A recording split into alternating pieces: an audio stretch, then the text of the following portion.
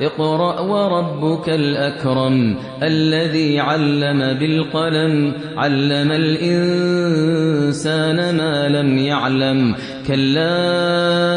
إن الإنسان ليطغى أن رآه استغنى إن إلى ربك الرجعى أرأيت الذي ينهى عبدا إذا صلى أرأيت إن كان على الهدى أو أمر بالتقوى أرأيت إن كذب وتولى ألم يعلم بأن الله يرى كلا لئن لم ينته لنسفعا